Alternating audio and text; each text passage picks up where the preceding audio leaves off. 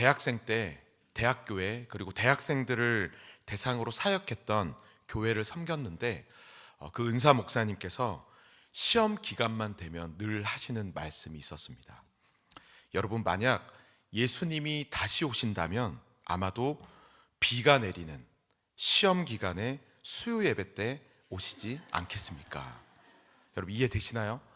시험 기간만 되면 예배 자리가 텅텅 비는 걸 보고 예배 나오라는 거죠. 비 내리는 시험 기간 수요 예배 때 오실 수도 있다. 저는 오늘 이 말씀을 조금 바꿔 보려고 합니다.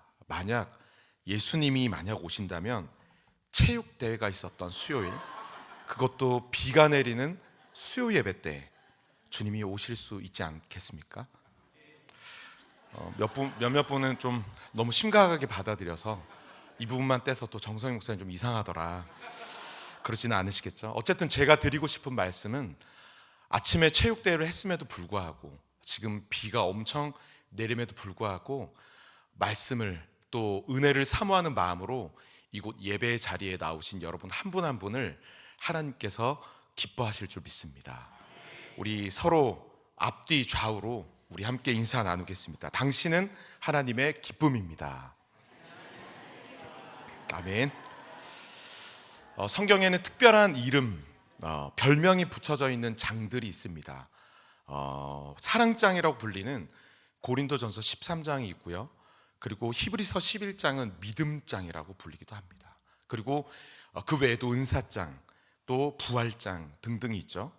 근데 마찬가지로 오늘 본문 우리가 함께 읽었던 이 예레미야 7장 1절에서 15절까지 말씀에도 별명이 있습니다. 어떤 별명이냐면 바로 성전 설교라는 제목, 별명이 붙어져 있습니다. 이 성전 설교의 시작은 이러합니다. 1절 말씀입니다.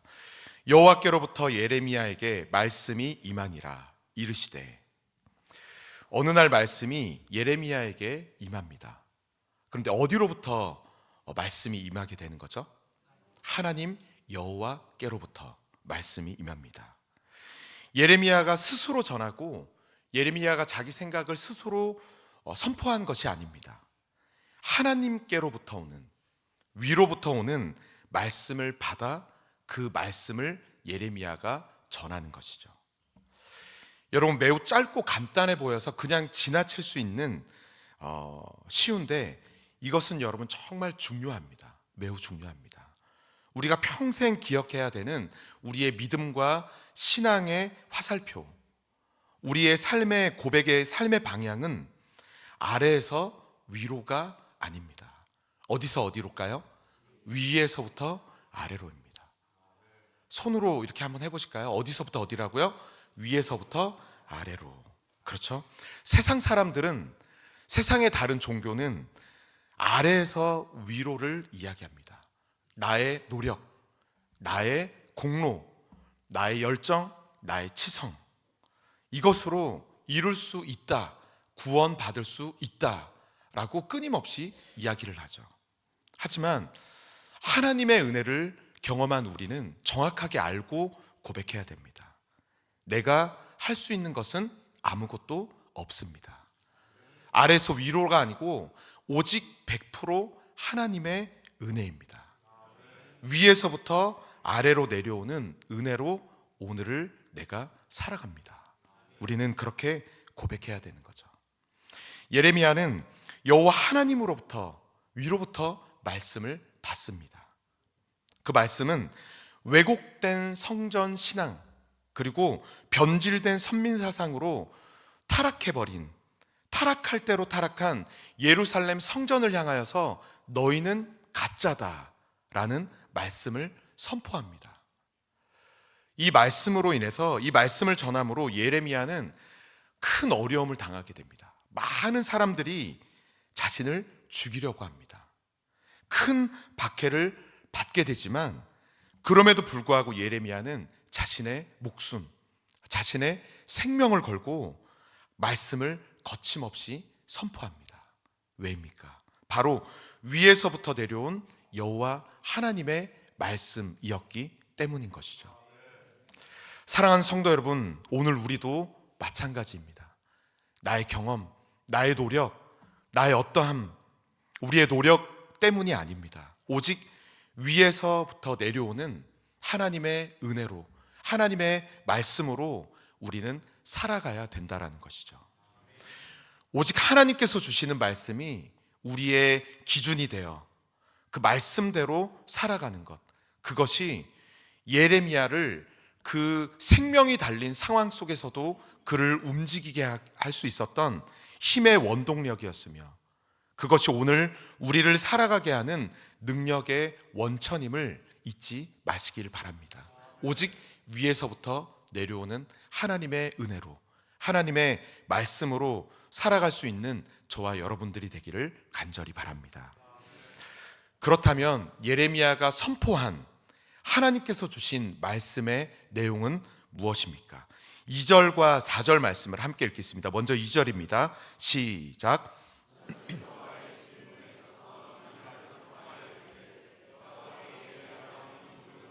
유다 사람들아, 여호와의 말씀을 들으라. 4절 말씀입니다. 시작.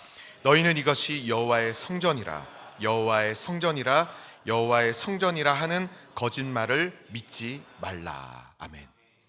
예레미야는 여호와의 집, 성전을 말하죠.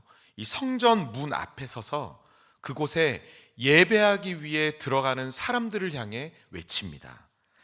이곳이 여호와의 성전이다라고 말하는 거짓 선지자들의 말을 너희는 믿지 말라라고 이야기합니다. 여러분, 왜 이렇게 이야기를 했을까요?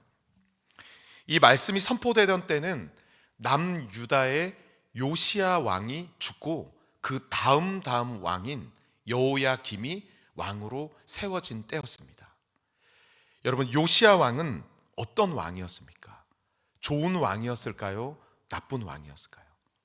힌트는 다윗의 길로 그가 행하였다라고 기록되어져 있습니다. 좋은 왕이었죠. 특별히 요시야 왕은 타락한 남유다의 종교 개혁을 일으켰던 왕이었습니다. 그러니까 그 시대의 신앙의 중심이었고 종교 개혁의 중심이었던 요시야 왕이 죽게 되자 남유다는 또 어떻게 됩니까? 믿음과 신앙이 다시 흔들리기 시작합니다. 그리고 흔들리는 그 믿음 사이로 거짓 선지자가 들어와서 판을 치기 시작하게 된 것이죠.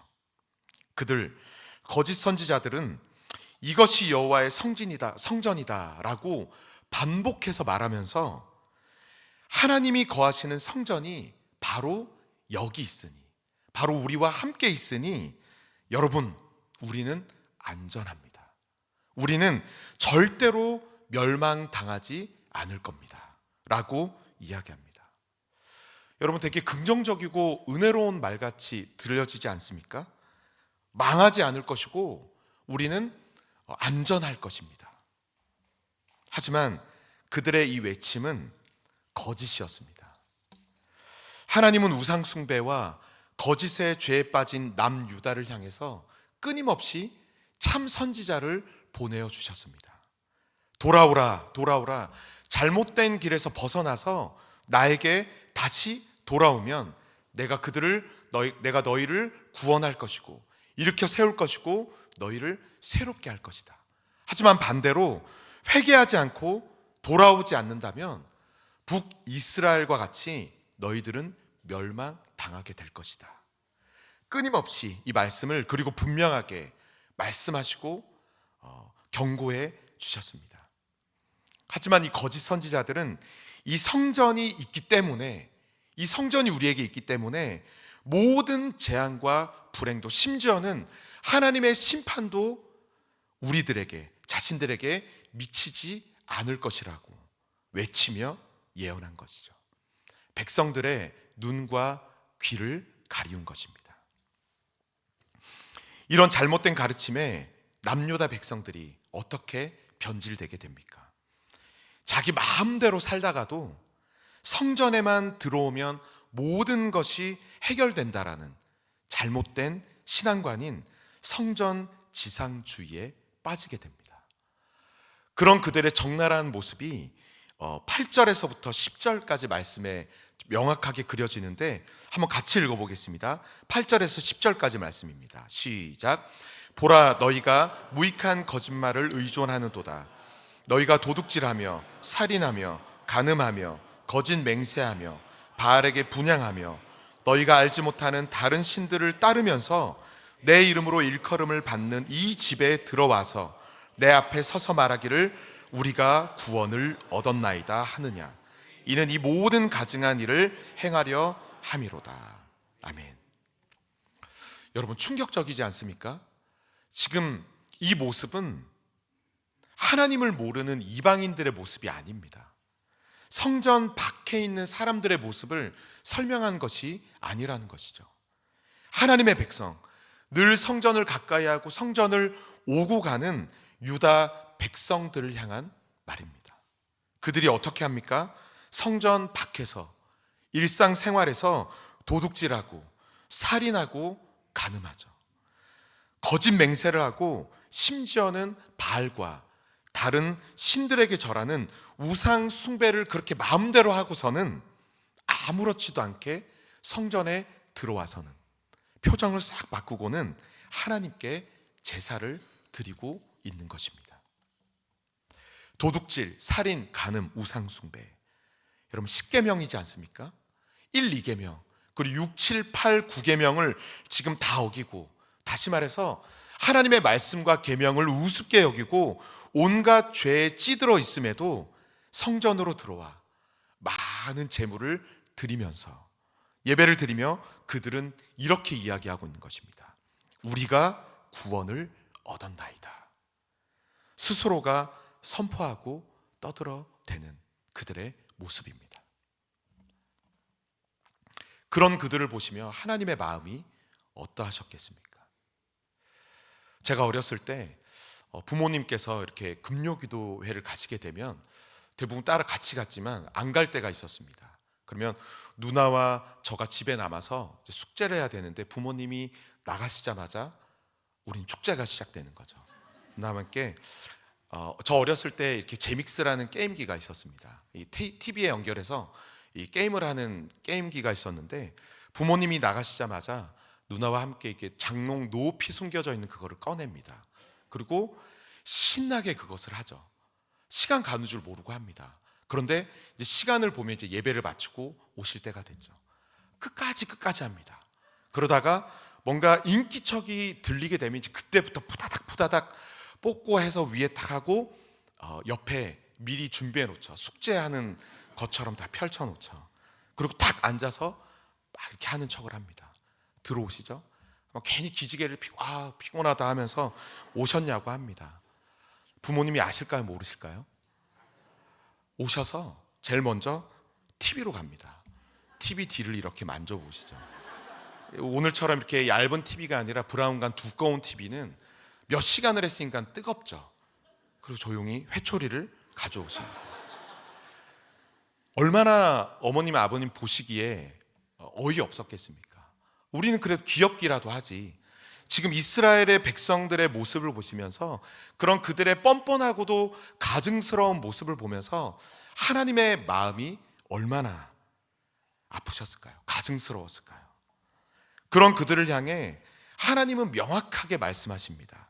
12절과 15절 말씀인데 먼저 12절 말씀을 함께 읽겠습니다. 시작. 너희는 내가 처음으로 내가 어떻게 행하였는지를 보라. 그리고 15절입니다. 시작. 내가 너희 모든 형제 곧 에브라임 온 자손을 쫓아낸 것 같이 내 앞에서 너희를 쫓아내리라 하셨다 할지니라. 아멘. 하나님은 그 가증스러운 유다 백성들을 향해서 언약궤가 가장 처음 있었던 실로에 가서 지금 그곳이 어떻게 되었는지 너희는 두 눈으로 똑똑히 보라라고 말씀하십니다.